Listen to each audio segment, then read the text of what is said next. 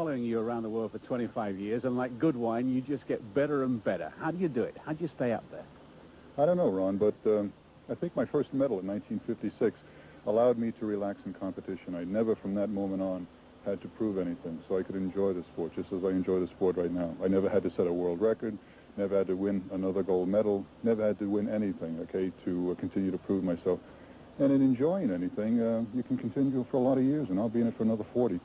But you had 4 unique gold medals, and then a long layoff, and you came back. You were motivated to come back, and you had a lifetime best. Now, how do you do that when you're in your 40s? By attention to detail. I did stop from 1968 through 1976, and when I came back in 76, I had realized that I had established a great number of boundaries that I did not allow myself to go beyond in, you know, when I was throwing in the 1950s and the 1960s.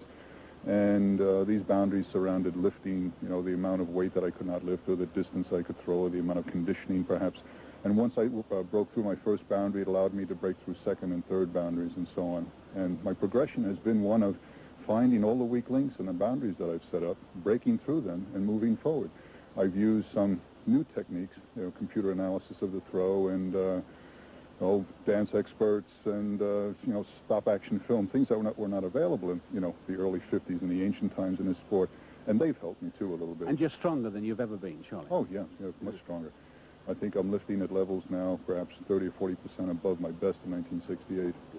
You must have thrown a discus a million times, you know, in training. What is it that you think about when you get yourself together at the back of the circle? Well, I've had technique problems this last year, Ron, in that I'm trying to emphasize, I'm trying to lay the groundwork for a real attempt at 1984.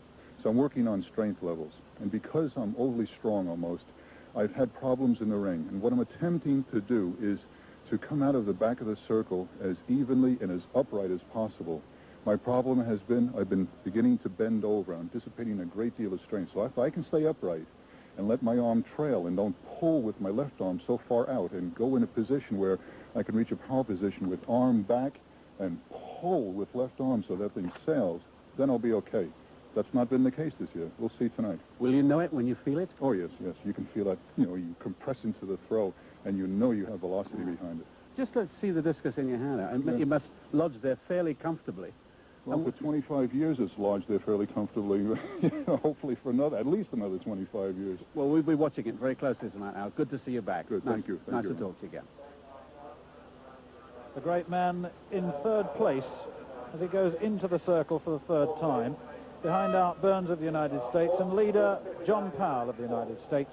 John Powell now ranked #1 in the world since the disqualification of Ben Plucknett, the world record holder, through drugs use. Oerter, very, very powerful man now, bench pressing somewhere in excess of 500 pounds, looking to use the circle well, although his technique very seldom gets right across the circle. He didn't there, he's still 1.5 feet from the front of the circle on that occasion, but that's over 60 meters, and that could well take the lead. 60-meter mark is 196 feet 10. Oerter, very strong and very fast, transfers his weight well, and then rotates off the left foot. Let's just see that. Watch him rotate off the left toe, and those long arms, the hand very, very high. Look at the drive. It's a rotational drive. Pikes a little and then lifts at the end. Really didn't stay in contact with the ground long enough. 61 meters and 88 centimeters, and that takes the lead away from John Powell. John Powell of the United States in the third round of the discus finds himself now in third place behind Art Burns at 61 meters and 58 and Al Oerter at 61 meters and 88.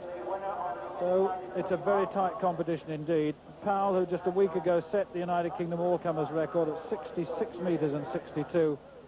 Very fast indeed, and that was a more aggressive throw, and that's the leading throw.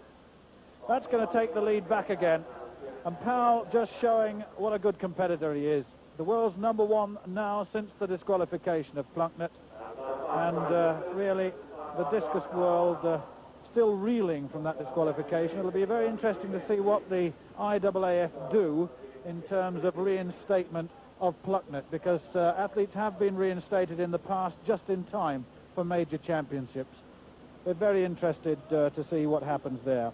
But Powell, first through 69 metres in 1975, and the scoreboard showing the leading throw, 62 metres and 46, a wide stance, moves off the left foot again, and the speed of his feet are a real characteristic. Right foot goes down, the left foot down at the front of the circle, and then he uses the left side very well and lifts using those big, strong legs. Well, now let's move on. The result of the discus, John Powell of the United States, 62 metres and 46 in first place. Oerter, on this occasion, second, 61 metres and 88. Art Burns of the United States, third, 61 metres and 58. The best Briton, Robert Weir, was fifth.